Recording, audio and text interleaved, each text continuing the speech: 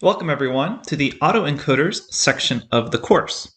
Our use of autoencoders throughout this section really falls a lot more under unsupervised learning rather than supervised learning.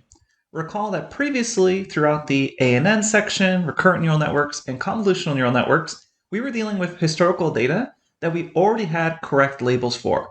We either already knew what the, for instance, image label was, whether it was a dog or a cat, or whether it was cancerous or benign, etc. So when we're dealing with autoencoders, our use cases for them really fall under unsupervised learning. So I want to quickly review what applications we're going to be using autoencoders for and why this is labeled as unsupervised learning instead of supervised learning. So we're going to be using autoencoders for really two main things. One is dimensionality reduction, which is pretty much what all autoencoders do to some degree. And then we'll see how we can use this dimensionality reduction to actually remove noise from images. So during the training of certain models, we actually sometimes get access to historical data with correct labels. However, during the actual use of the model, we won't be able to use our previous evaluation metrics. And that will make a lot more sense when we actually see how we construct these models and how we actually use them in a real-world situation. So recall that unsupervised learning means we don't have those correct labels to compare our results to.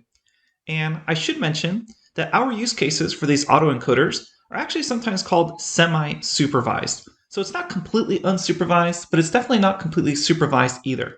So sometimes people like to call this as semi-supervised.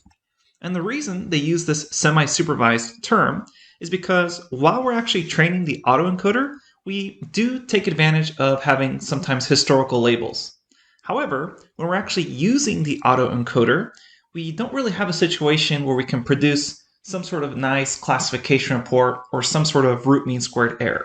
And that'll make a lot more sense when we see our use cases of dimensionality reduction or noise removal. So to fully understand this, we have to actually first understand what an autoencoder is and how it works. So in the next section, or actually in the next lecture of the course, we're going to be exploring the very basics of what an autoencoder is. And I think once you actually see how an autoencoder works, it will make a lot more sense that this is something that's either unsupervised or semi-supervised. That during the training of the autoencoder, we get to use that historical data, but in the actual application and use case, it's a lot different than what we've seen before. And this is actually why autoencoders are personally one of my favorite topics. The actual understanding of the way the network operates is very simple. Autoencoders are a very simple network. However, the use cases for them are a lot more philosophical and nuanced, which is why I really enjoy autoencoders and their various applications, specifically with dimensionality reduction. So let's go ahead and explore what an autoencoder is, the network structure and architecture, and what we can use them for in the very next lecture.